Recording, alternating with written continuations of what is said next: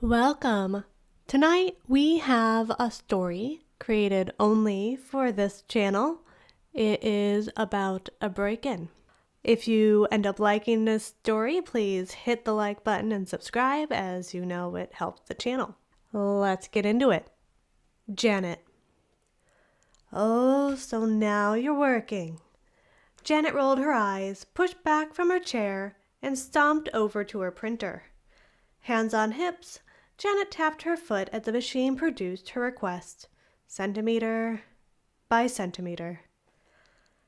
As the page finished printing, Janet frowned and half laughed. What? How? She ran a hand through her chestnut-colored hair and glanced around her office. Everything looked exactly how it was supposed to look. Her desk with her chair and computer were in the right spot, same with her bookshelf. She tugged the paper out of the printer and held it up to her face. Printed across the paper in huge black letters was the word, Run. Janet's mind scrambled to think how this must be a joke, but she didn't have friends that joked like this. As she considered all the ways this could be a mistake, Janet heard a loud bang, and then what sounded like glass falling in the next room. Her alarm system announced, Living room, window 1, open. She glanced at her ground floor window. High winds and snow fell outside, while Janet only wore socks, yoga pants, and an office-appropriate long-sleeve shirt. She didn't think. She opened her window while her alarm said, Janet, office, window 1, open. She cursed her security system for telling whoever was in her house exactly where she was. Then she scolded herself internally. Why did she label everything so exactly? Janet lifted her leg and was straddling the window ledge, one socked foot on the cold snow outside, and the other still warm on her carpeted floor, when a man burst into her office. She lunged out of the window, but the man caught her by her hair and dragged her back inside. The man immediately put a black long-sleeved sweatshirt over her head and tied the sleeves and back so her face pressed against the fabric. Then he dragged her slender frame over to her office chair and kicked her in the back of the leg so her knees buckled, and she sat down heavily. Next, he pulled her arms behind her back and secured them with hard plastic drawstrings. She heard him shut the window, and the biting wind ceased. "Why are you doing this? Who are you?" she asked through her makeshift blindfold. "Lower your voice, or I'll hurt you," the man snapped. Through the sweatshirt, she could make out the hazy image of a tall man, and she could almost swear she recognized the voice as if from deep in the recesses of her brain. He wore dark jeans and a dark shirt with a ski mask over his face. She could see the white skin around his eyes, but due to the shirt over her own eyes, she couldn't see what color his were. "Just do what I tell you, and everything will be fine," he said. "Now where do you keep the safe?" "What safe?" she asked, shaking her head. Without a word, the tall man left her office. He hadn't tied her to the chair, but her arms were tied behind the back of the chair, and try as she might, she couldn't stand up. Moments later, the tall man returned and positioned himself behind her. "What are you doing?" she asked. The man grabbed the pinky of her right hand and dragged a blade across the base of it. Then, it almost seemed like an afterthought, he took the pinky in his fist and broke it. Janet screamed as much from terror as pain. "I don't have a safe!" "Your sister said you had a safe." And that's where she recognized the voice. This was her sister's latest boyfriend. She had met him a couple months ago at Thanksgiving, and he had pushed her back into the bathroom as she tried to exit it. Fortunately, she had stomped on his arch and pushed past him.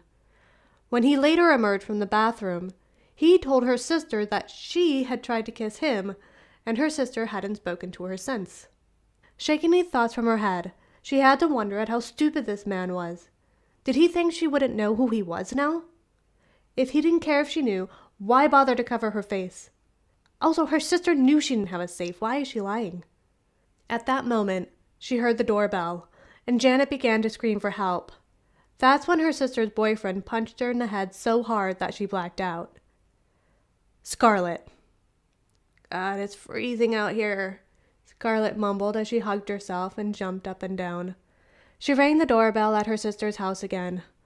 I know you're in here. Just open up.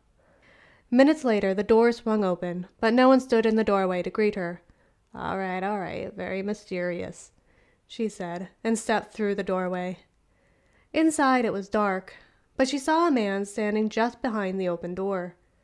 She shut the door behind her and then asked, Jason, where'd you put Janet? As she stomped off her boots. She laughed at herself for that.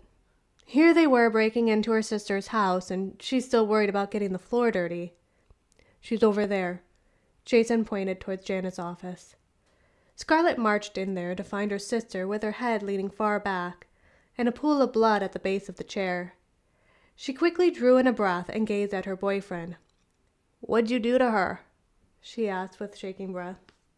She's going to be fine, Jason answered and pulled off his ski mask even as Scarlet covered her mouth and paced around to the back of the chair. There was the source of the blood.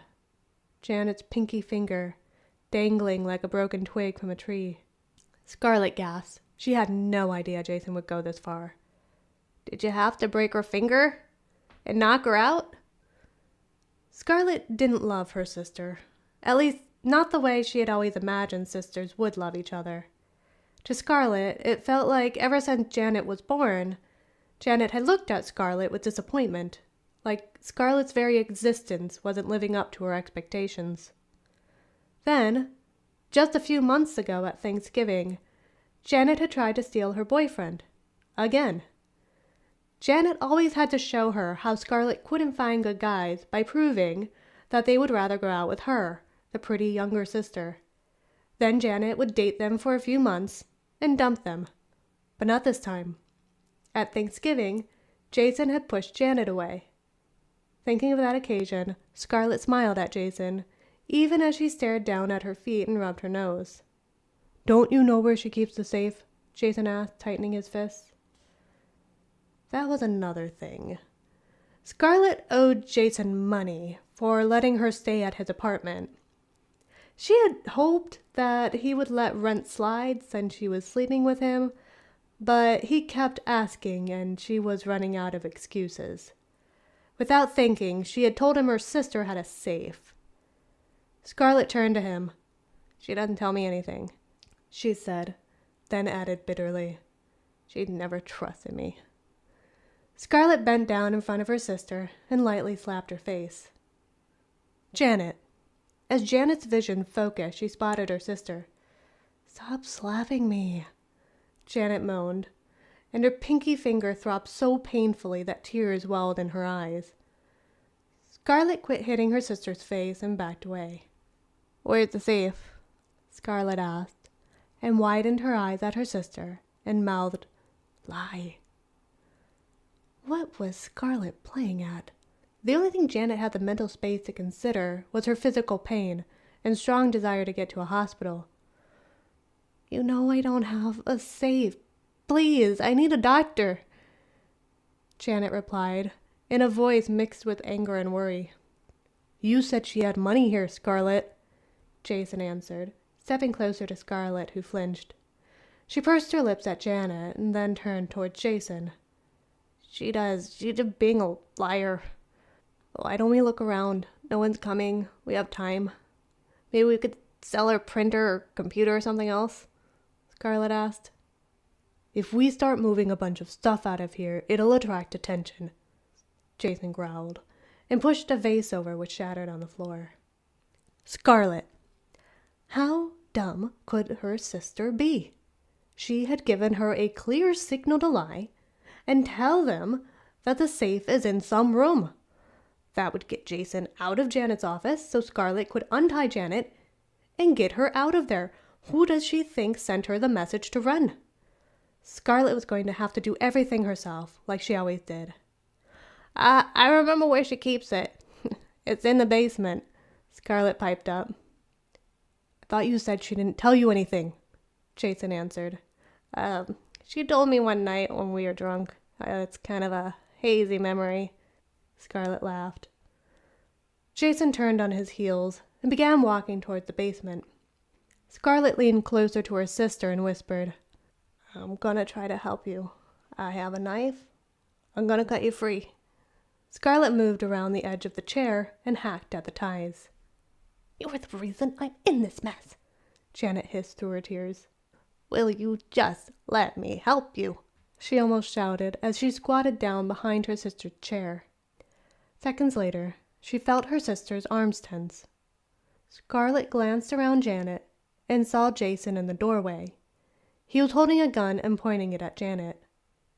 "Damn it, Scarlett. You know Janet saw my face.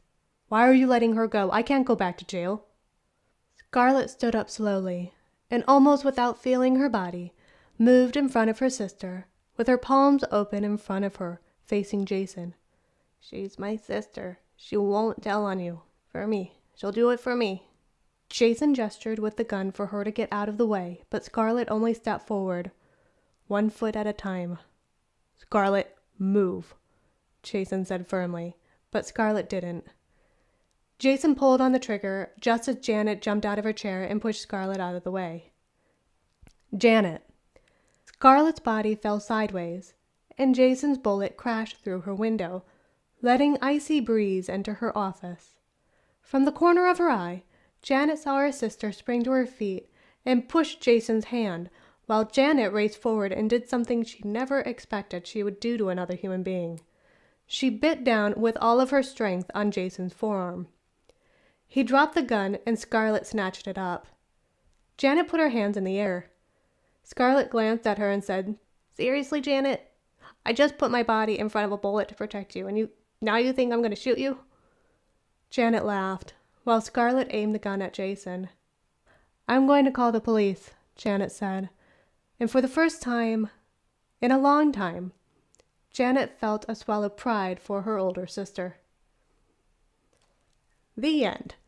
If you liked it, please give it a like and subscribe, and I'll see you in the next one.